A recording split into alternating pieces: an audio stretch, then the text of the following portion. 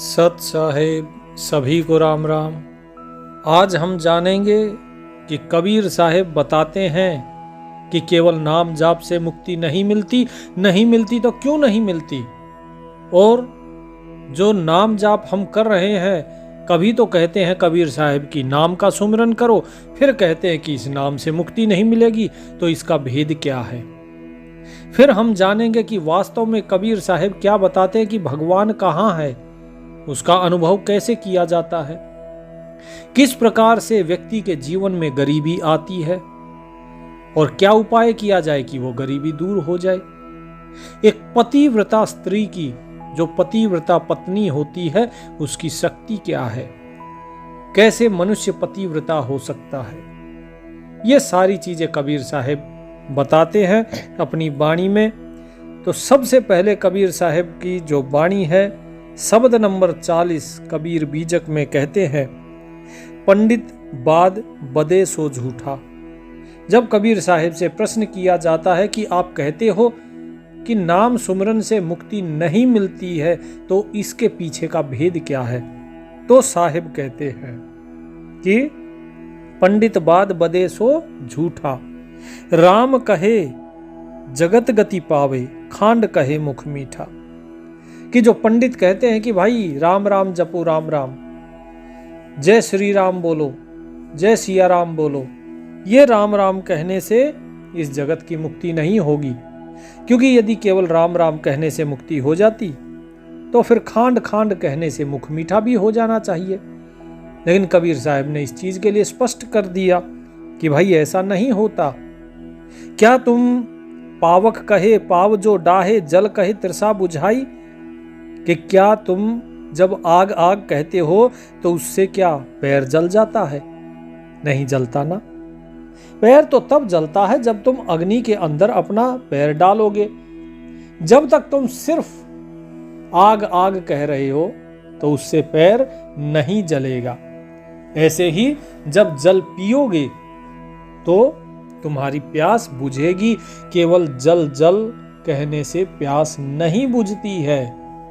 तो इसी प्रकार राम राम कहने से इस जगत की गति नहीं होती है, जगत से मुक्ति नहीं होती है।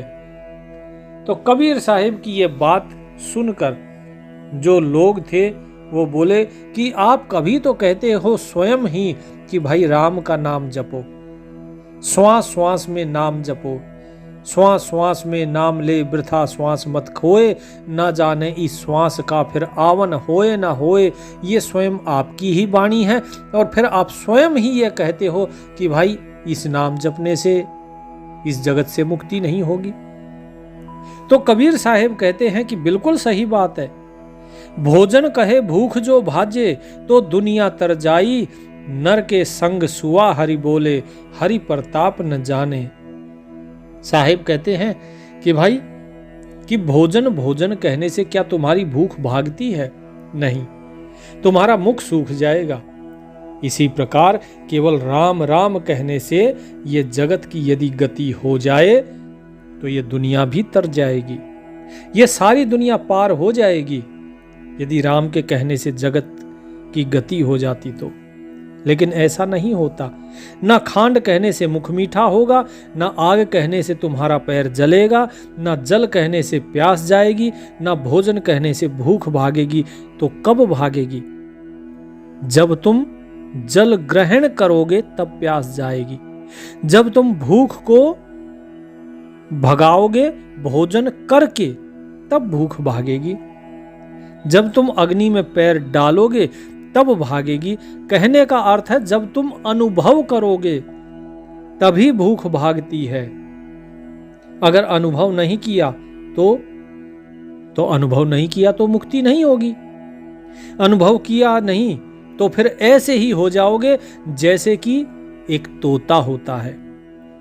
नर के संग सुआ हरि बोले, हरि प्रताप न जाने, जो कबही उड़ जाए जंगल में, तो हरि सूरत ना आने। कि जैसे कोई व्यक्ति है वो तोता पाल लेता है, तो वो इंसान जब भी राम राम करता है तो तोता भी साथ में बोलता है राम राम, लेकिन उस नाम की महिमा को नहीं जानता।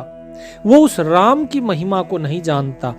और जब वो जानता ही नहीं है कि मैं जो बोल रहा हूं उसका प्रताप क्या है, उसकी महिमा क्या है, उसका गुण क्या है, उसका भाव क्या है, जो मैं बोल रहा हूं उसका अर्थ क्या है, मतलब क्या है, तो फिर क्या फर्क पड़ेगा।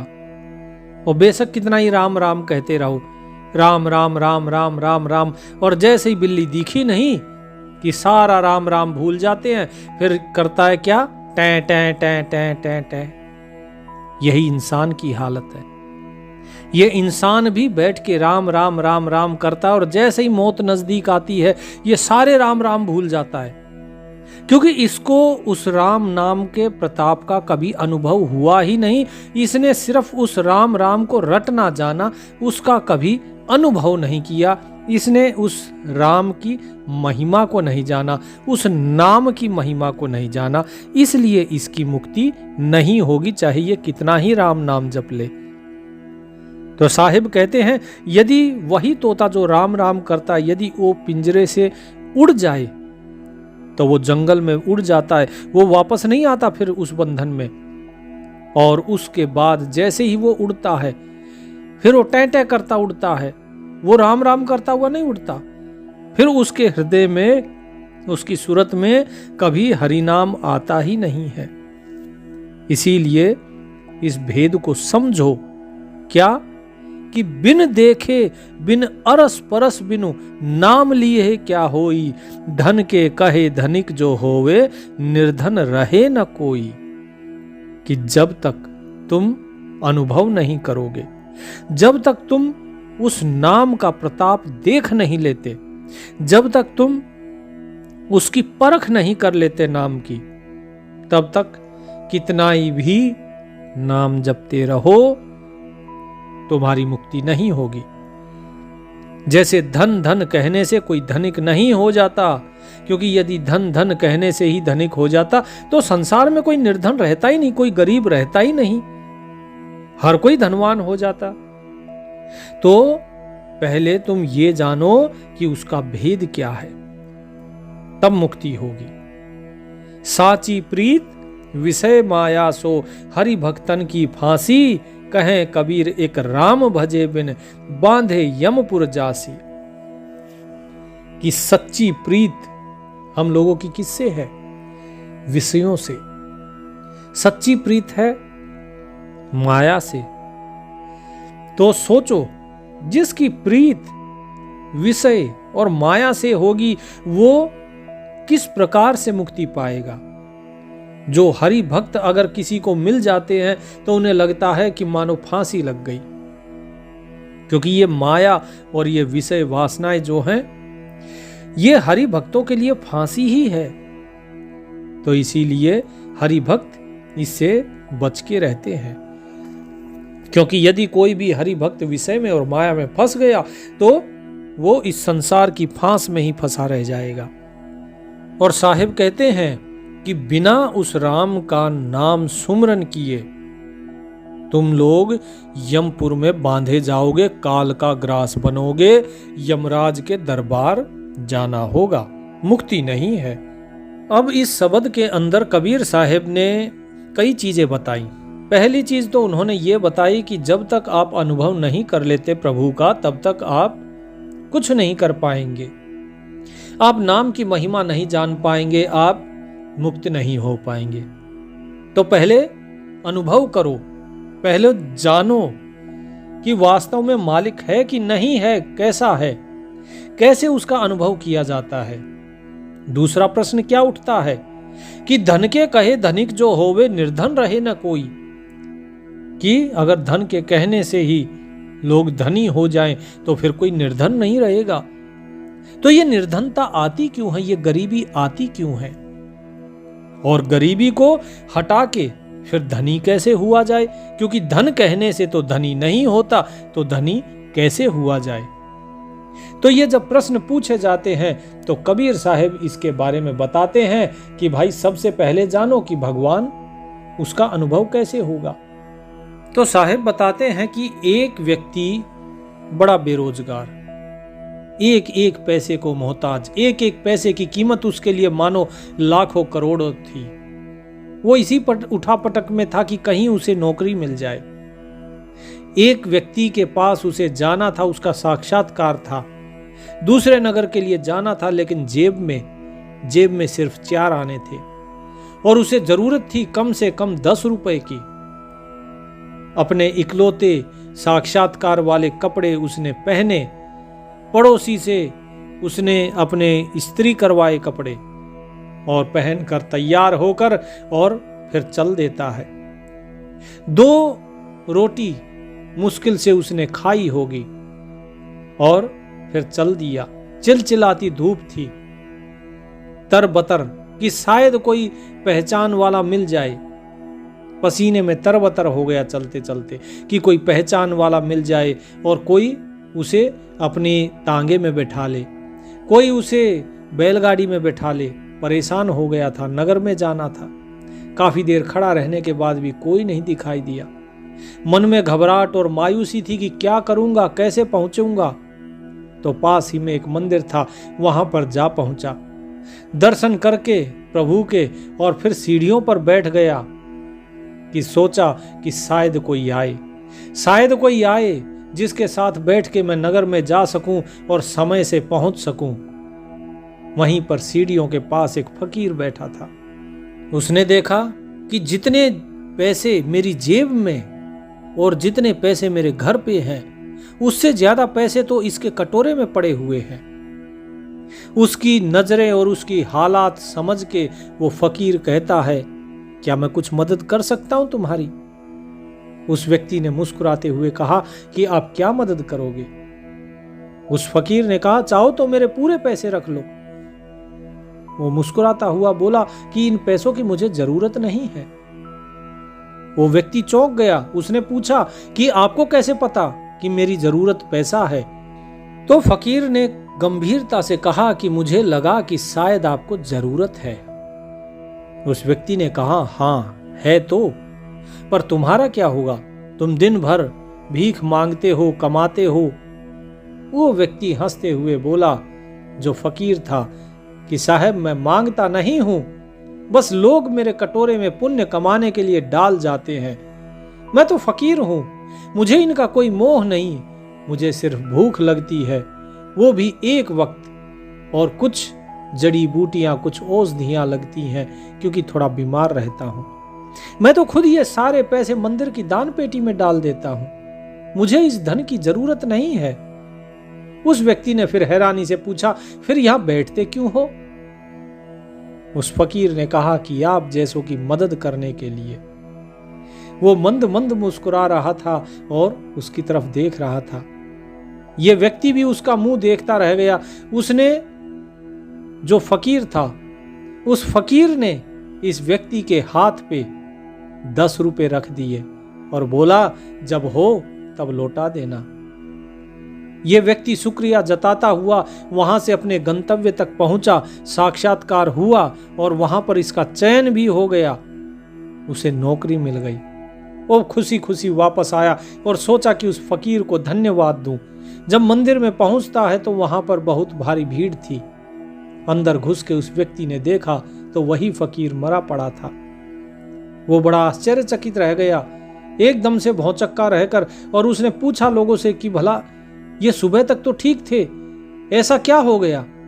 तो पता चला कि वो किसी बीमारी से परेशान थे, सिर्फ औषधियों पे जिंदा थे। आज उनके पास औषधियां लेने के लिए धन नहीं था और उन्हें कहीं ले जाने के लिए कोई तैयार भी नहीं था। उनके पास पैसे नहीं थे ताकि वो अपना इलाज करा सके। ये व्यक्ति बड़ा अवाक सा रह गया। उस फकीर को देख रहा था जो अब मर चुका था, कि मरते मरते भी वो अपने पैसे मुझे दे गया। जिन पैसों पे उसकी जिंदगी का दारोमदार था, उन पैसों ने उसकी जिंदगी बना दी थी। भीड़ में से कोई बोला कि अच्छा हुआ मर गया। ये भिखारी भी बोझ ही तो होते हैं, किसी काम के नहीं है। लेकिन उस व्यक्ति के लिए वो भिखारी नहीं था। उस व्यक्ति के लिए तो वो भगवान था, जो अपना धन देकर, अपना जीवन देकर उस व्यक्ति का जीवन संवार गया, उसे नौकरी दिला गया। तो ईश्वर का अनुभव ऐसे ही होता है। ईश्वर हरेक के अंदर है। सब घट मेरे साइया, सुनी सेज न कोई, बलिहारी वा घट की, जा घट प्रगट होई। वो तो हरेक के अंदर है। कोई घट, कोई हृदय उससे सूना नहीं है। बस फर्क है तो केवल उसे समझने का। आप जिसे समझना चाहते हो वो आपकी समझ में आ जाता है। जिसे अनुभव करना चाहते हो उसका अनुभव आप कर लेते हो। लेकिन जिसका आप अनुभव नहीं करना चाहते नहीं हो, उसका अनुभव कहां से होगा। वहीं पर कुछ लोग जो कह रहे थे कि अच्छा हुआ मर गया, वहीं पर यह व्यक्ति सोच रहा था कि अगर भगवान है तो इसी प्रकार ही दर्शन देता है, ऐसे ही मदद करता है। एक के लिए वो भिखारी है तो दूसरे के लिए भगवान। ये सब अपना नजरिया ही तो है। इसी प्रकार भगवान का निर्णय होता है। लेकिन जो लोग इन चीजों को नहीं समझते वो ढूंढते हैं बाहर कि परमात्मा कहीं और मिलेगा। तो भीड़ में से एक व्यक्ति ने उठकर पूछा कि आपने बिल्कुल सही कहा, भगवान इसी प्रकार मिलता है। वो किसी न किसी रूप में मिलता है। किसी के लिए वो तपस्वी श्री राम है तो किसी के लिए वो श्री कृष्ण है, किसी के लिए वो नरसिंह है तो किसी के लिए वो वामन है। भगवान तो हर जगह है और मनुष्य के रूप में ही वो दिखाई देता है। कबीर साहिब ने कहा ऐसा तो नहीं है कि मनुष्य के रूप में ही। मत्स्य अवतार को आप लोग कहते हैं भगवान का अवतार है, लेकिन बताइए क्या वो मत्स्य अवतार मनुष्य है या नरसिंह मनुष्य है या कच्छप मनुष्य है। परमात्मा तो कण कण में है, हर एक जीव में है। केवल वो अपने को व्यक्त जहां करता है, जिस हृदय में वो भाव प्रकट कर देता है, वही हृदय, उसी पर मैं बलिहार जाता हूं। तो लोगों ने कहा कि ठीक है साहिब, आपने बताया, लेकिन साथ में अब ये भी बता दीजिए, आपने जो कहा कि निर्धन रहे ना कोई, तो ये निर्धनता आती क्यों है। कबीर साहिब बोले कि निर्धनता क्यों आती है, इसको जरा एक बार आप स्वयं समझना कि निर्धनता आती क्यों है। जो मैं आपको अभी बताऊंगा उस चीज को आप समझते जाना। कबीर साहिब बोले कि एक बार एक मछुआरा था। वो मछुआरा रोजाना मछली पकड़ता था समुद्र से। अक्सर घर जब वो आता था तो वो उस नगर के सबसे अमीर आदमी को देखता था और देखते देखते सोचता था कि काश मेरी भी किस्मत इतनी अच्छी होती, मैं भी इतना बड़ा व्यापारी होता। जिसकी किस्मत अच्छी होती है वो कितने शान से जीते हैं। मेरी तो किस्मत ही खराब है, मेरी जिसकी वजह से मैं इतना मेहनत करने के बावजूद भी गरीब हूं, तो इसे किस्मत खराब ही तो कहेंगे। अब होता क्या है कि एक दिन वो जो अमीर आदमी था उसको व्यापार में बहुत बड़ा नुकसान होता है और रातों रात सड़क पर आ जाता है। रातों रात उस पर कर्जा चढ़ जाता है। अब ये जानकर जो गरीब मछुआरा था वो बड़ा ही खुश हुआ कि अब इस अमीर आदमी को पता चलेगा कि गरीबी क्या होती है। अब देखिए, संयोग से ये जो अमीर आदमी था ये उसी मछुआरे के पास एक छोटे से कमरे में रहने लगा किराए पर। अब दोनों सुबह जल्दी उठकर एक साथ मछलियां पकड़ने जाते। एक दिन में दोनों को समुद्र में बहुत सारी मछलियां मिली। एक दिन ऐसा आया जब दोनों ने ढेर सारी मछलियां पकड़ी, जिन्हें बेचकर उन्हें काफी पैसे भी मिले। अब जो अमीर आदमी था उसने उतने ही पैसे खर्च किए जितनी की उसे जरूरत थी और बाकी पैसे वो उसने बचा लिए। जबकि उस गरीब मछुआरे ने अपने सारे पैसे जो थे वो किस पे खर्चे? शौक पर। उसकी जरूरत पूरी हो गई, उसके बाद उसने शौक पर खर्चे और सारे पैसे समाप्त। लेकिन अमीर आदमी ने क्या किए? अमीर आदमी ने जो बचे हुए पैसे थे उन बचे हुए पैसों से और दो लोगों को काम पर रखा और मछली पकड़ने गया। जबकि वो गरीब मछुआरा अगले दिन भी अकेला ही गया, क्योंकि पैसे तो वो सारे खर्च कर चुका है।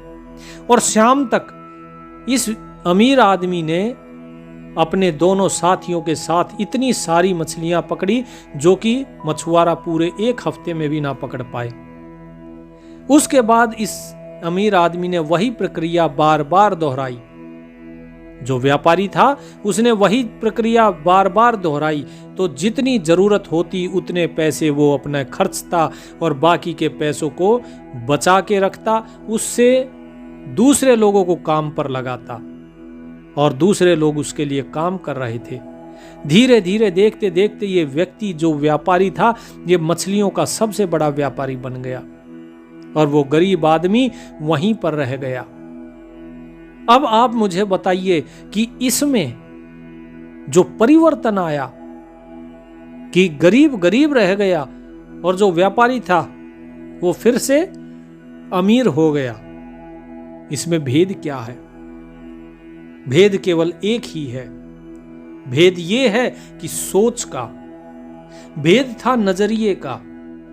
क्योंकि जब अमीर आदमी गरीब हुआ, जब वो व्यापारी कंगाल हुआ, तो इस गरीब आदमी ने, जो मछुआरा था, उसने मन ही मन वो खुश हुआ कि चलो ये भी अब गरीब हो गया।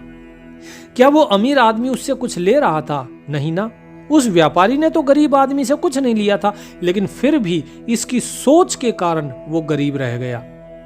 कभी भी किसी के साथ प्रतिस्पर्धा मत करो, अगर करनी है तो स्वयं के साथ करो। दूसरे को देखकर हमेशा ये सोचो कि मैं इससे क्या सीख सकता हूं। दूसरे को कभी बुरा मत देखो। बुरा जो देखन मैं चला, बुरा न मिलिया कोय, जो दिल खोजा आपना, मुझसे बुरा न कोय। दूसरे में बुराई नहीं देखनी, सिर्फ अपने अंदर बुराई देखो कि मेरी कमी कहां है, तो आप भी अमीर हो जाओगे। तो आप भी जो है इस गरीबी से बच सकते हो। अब देखो उस व्यक्ति ने क्या किया। उस व्यक्ति ने केवल उतनी ही जरूरत का सामान लिया, उतने ही धन खर्चा जितनी की उसकी जरूरत थी। साईं इतना दीजिए जामे कुटुम समाए, मैं भी भूखा ना रहूं साधु न भूखा जाए। कि हे मेरा मालिक इतना देना कि जिससे मैं भी भूखा नहीं रहूं, मेरे कुटुंब का पेट भी भर जाए और मेरे दर पे आया हुआ साधु भी भूखा नहीं जाना चाहिए। इस व्यक्ति ने उस धन को जोड़ा नहीं, इस व्यक्ति ने उस धन से दूसरों को रोजगार दिया, दूसरे लोगों का भला हुआ, उसका स्वयं भी भला हुआ। क्यों? क्योंकि जो व्यक्ति देता है उसी को ही मिलता है। देते को हरि देत है, जहां तहां से आन, अन देवा मांगत फिरे, साहिब सुने न कान। कि जो व्यक्ति देता है, दान देता है, परोपकार करता है, दूसरे की मदद करता है, परमात्मा भी उसे ही देता है। और जो व्यक्ति किसी को नहीं देखता वो हमेशा मांगता फिरता है, वो हमेशा परमात्मा के आगे भीख मांगता रहेगा, लोगों के आगे गिड़गिड़ाता रहेगा, लेकिन परमात्मा उसकी नहीं सुनते। क्योंकि परमात्मा ने कर्म का विधान बनाया कि कर्म करो और कर्म फल पाओ। अब कर्म यदि किसी का ये होगा कि नहीं जी मैं तो धन को बचाऊंगा नहीं, परोपकार नहीं करूंगा, मेरी जो जरूरत होगी उस जरूरत के बाद मैं अय्यासी में खर्च करूंगा, अपने शौक पे खर्च करूंगा, तो परमात्मा उस व्यक्ति को क्या देगा? उसने तो अपने धन का नाश कर दिया। जो व्यक्ति परोपकार करेगा उसे मिलेगा। तो यही फर्क था इन दोनों में, सोच का। एक ने दूसरे लोगों को नौकरी दी, रोजगार दिया, और पहले वाले ने अपने शौक पे खर्च किया। एक के अंदर थी भावना, दुर्भावना कि चलो अच्छा हुआ ये भी गरीब आ गया, ये भी गरीब हो गया, अब इसे गरीबी की पता चलेगी कि गरीबी कैसी होती है। वहीं दूसरे व्यापारी की क्या सोच थी कि चलो मैं इस धन से और किसी को रोजगार देता हूं ताकि किसी और का भी भला हो और मेरा भी भला हो। बेशक उसमें उसका स्वार्थ था, लेकिन भला तो दोनों का हुआ। तो इस प्रकार से ये कारण होता है गरीबी का, आपकी सोच, आपका नजरिया।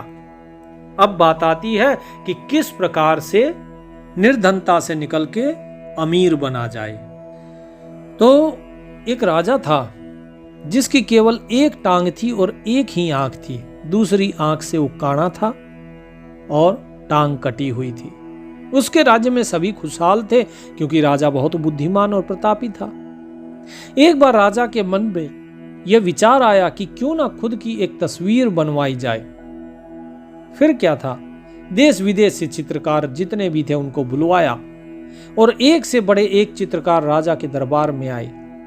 राजा ने उन सभी से हाथ जोड़कर आग्रह किया कि वो उसकी एक बहुत सुंदर तस्वीर बनाए जो राजमहल में लगाई जाएगी। सारे चित्रकार सोचने लगे कि राजा तो पहले से ही विकलांग है, फिर उसकी तस्वीर को बहुत सुंदर कैसे बनाया जा सकता है, ये तो संभव ही नहीं है। अगर तस्वीर सुंदर नहीं बनी तो राजा गुस्सा होकर दंड दे देगा।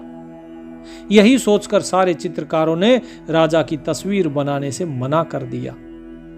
तभी पीछे से एक चित्रकार ने हाथ खड़ा किया और बोला कि मैं आपकी बहुत ही सुंदर तस्वीर बनाऊंगा राजा जी, आपको जरूर पसंद आएगी। फिर चित्रकार जो था उसने जल्दी से राजा की आज्ञा लेकर एक तस्वीर बनाने में जुट गया और काफी देर के बाद उसने एक तस्वीर तैयार करी जिसे देखकर राजा बहुत खुश हुआ, बहुत प्रसन्न हुआ और सारे चित्रकारों ने अपने दांतों तले उंगली दबा ली कि ऐसा क्या बना दिया। वास्तव में उस चित्रकार ने एक ऐसी तस्वीर बनाई थी जिसमें राजा एक टांग को मोड़कर जमीन पर बैठा है और एक आंख बंद करके अपने शिकार पर निशाना लगा रहा है। राजा ये देखकर बहुत प्रसन्न हुआ। उसने चित्रकार जो था, उस चित्रकार ने राजा की कमजोरियों को छिपाकर कितनी चतुराई से एक सुंदर तस्वीर बनाई है, ये राजा ने देखा तो बड़ा खुश हुआ। राजा ने उसे खूब इनाम और धन दौलत दी। बस यही भेद है, आजकल लोग दूसरे में कमियां बहुत जल्दी ढूंढ लेते हैं, चाहे खुद में कितनी भी बुराइयां क्यों ना हो, लेकिन हमेशा दूसरों की बुराइयों पर ध्यान देते हैं कि ये आदमी ऐसा, वो आदमी वैसा। जबकि यदि आप सामने वाले की नकारात्मक चीजों को, परिस्थितियों को अगर नजरअंदाज कर देंगे और आपका नजरिया अगर सकारात्मक होगा, सोच आपकी सकारात्मक होगी, तो अपने आप ही स्वयं ही आप उस मार्ग पे बढ़ जाएंगे जहां पर आप स्वयं उस परमात्मा की कृपा के पात्र बनेंगे। क्योंकि जिस प्रकार से एक राजा प्रसन्न होकर चित्रकार को इनाम देता है, ठीक इसी प्रकार हम चित्रकार हैं और वो परमात्मा, वो हमारा राजा है। तो सोचिए, यदि आप उस मालिक की प्रशंसा करेंगे, यदि आप हर एक व्यक्ति में ये जानेंगे कि सभी के अंदर वो मालिक ही है, अगर मालिक सबके अंदर है तो कमी कैसे हुई? मालिक में तो कोई कमी नहीं होती। तो फिर आप सभी के अंदर अच्छी चीजें देखेंगे और अच्छी चीजें देखेंगे तो लोग आपसे प्रेम करेंगे और जिससे सब प्रेम करेंगे उससे तो परमात्मा स्वयं प्रेम करता ही है, क्योंकि वो सभी के अंदर उसी को देख रहा है। और जैसे ही आप सबसे प्रेम करेंगे, आपके पास धन, वैभव, दौलत सब कुछ बढ़ती चली जाएगी और आप अमीर हो जाएंगे। तो एक व्यक्ति उठकर पूछता है, बोले भगवान आपकी सारी बातें सही हैं, आज हमारी आंखें खुल गई। हम अभी तक दूसरों में कमी देखते थे, अब हम अपनी कमी को दूर करेंगे। लेकिन आपने एक बात और कही, वो थी पतिव्रता की। लेकिन हर एक पत्नी तो पतिव्रता नहीं होती, तो हमें क्या अपनी पत्नी की बात सुननी चाहिए? कबीर साहिब बोले कि पतिव्रता जो नारी होती है उसकी बात तो अवश्य सुननी चाहिए, क्योंकि पतिव्रता जो नारी है उसके अंदर बड़ी शक्ति होती है। जो पतिव्रता है उसका मुक्ति के ऊपर अधिकार पति से अधिक होता है। आपको बताता हूं कि एक बार कश्यप मुनि बैठे हुए थे एक पेड़ के नीचे और उसके ऊपर आके एक जो बगुली थी वो बैठ गई और पेड़ पर बैठने के बाद उसने ऊपर से बीट कर दी और जैसे ही बीट उनके कपड़ों पर गिरी तो कश्यप मुनि को क्रोध आ गया। उन्होंने उसको गुस्से से देखा और देखते ही अपने तपोबल से उसे भस्म कर दिया और वो भस्म हो गई। उनको लगा अरे हम तो बहुत बड़े सिद्ध हो गए। तो वो अब अपने उस सिद्धि के अहंग में घूम रहे थे और एक घर पे भिक्षा मांगने के लिए गए और कहा भिक्षाम देहि। तो अंदर से एक नई नवेली वधू निकल के आती है। उसने कहा महाराज कुछ देर ठहरिए, मैं कुछ प्रसाद आपके लिए लाती हूं। और अब वो अंदर जाती है तो दूसरे दरवाजे से उसका पति आ जाता है। उसने तुरंत अपने पति को आसन दिया, बैठाया, खिलाया पिलाया और उसके बाद उससे कहा कि पतिदेव बाहर दरवाजे पे अतिथि खड़े हैं, बहुत देर हो गई है, अगर आपकी आज्ञा हो तो कुछ भिक्षा दे आऊं। उसके पति ने कहा अरे हाँ हाँ, कभी अतिथि को खड़ा नहीं रखना चाहिए, तुम्हें तो पहले ही दे देनी चाहिए थी। वो भिक्षा लेकर आई। तब तक जो कश्यप मुनि थे वो बहुत क्रोधित हो चुके थे, क्योंकि काफी देर से उन्होंने इंतजार किया था। अब वो जैसे ही गुस्सा हुए कि अरे इतनी देर, एक महात्मा तुम्हारे दरवाजे पे खड़ा है, उसका कोई आदर नहीं, कोई सम्मान नहीं। तो वो वधू बोलती है, बोले महाराज मुझे वो वृक्ष पे बैठी हुई बगुली मत समझना कि आप दृष्टि डालेंगे और हम भस्म हो जाएंगे। अब यह घटना केवल कश्यप मुनि को पता थी। अब उन्होंने सोचा कि अरे दूसरा तो कोई जानता नहीं था, ये तो हम ही ने उसको भस्म किया था और केवल हम जानते थे, फिर इसे कैसे पता। जब उससे पूछा कि इस चीज को देवी आप कैसे जानती हैं, तो उन्होंने कहा कि मैं अपने पति को भगवान मानती हूं, कभी पर पुरुष का स्पर्श नहीं किया, भगवान का चिंतन करती हूं, मेरी नजर में मेरा पति ही भगवान है, इसीलिए मैं अपने पति की सेवा करती हूं और इसीलिए मुझे तीनों काल का ज्ञान है। तो ये होती है पतिव्रता। ठीक इसी प्रकार व्यक्ति को भी उस ईश्वर के प्रति समर्पण होना चाहिए और किसी भी आन देवता, किसी दूसरे पुरुष को उसको अपने मन में नहीं लाना चाहिए। तभी एक व्यक्ति पतिव्रत हो पाएगा और जिस दिन वो पतिव्रत हो गया तब वो मुक्ति का अधिकारी हो जाता है। अब भगत जी बोले कि महाराज ये बात तो आपकी सही है, लेकिन यदि हमारा जो प्रश्न था कि यदि पत्नी पतिव्रता ना हो, क्या तब भी बात मानना चाहिए?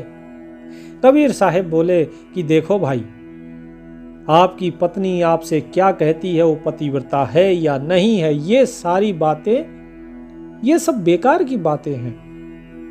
वो बोले कि ठीक है बेकार की बात है, लेकिन आप ये तो बताइए बात माने या ना माने। कबीर साहब बोले कि भाई देखो, राजा दशरथ जो थे उन्होंने अपनी पत्नी की बात मानी कैकेयी की। क्या हुआ? बोले जी राम को देश निकाला हो गया। बोले बेशक राम को वनवास हो गया, लेकिन उसी के कारण राम भगवान बन गए। अब देखो सीता की बात श्री राम ने मानी। बोले हाँ जी मानी। बोले नतीजा क्या हुआ? बोले जी उसको रावण हर ले गया। बोले बेशक रावण हर ले गया, लेकिन वो रावण जो है वो रावण राम के हाथों मारा गया और राम भगवान हो गए। बोले ठीक है जी। बोले फिर क्या? बोले देख लो मंदोदरी की बात रावण ने मानी नहीं मानी ना। अब देख लो, संसार से भी गया, प्राणों से हाथ धोए, लंका भी जली, खुद भी जला और आज तक जल रहा है।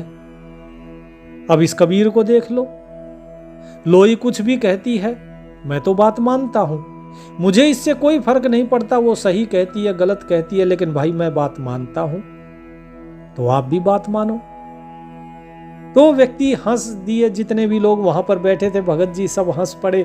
तो वो व्यक्ति कहता है, बोले नहीं नहीं महाराज ये तो कोई बात नहीं हुई।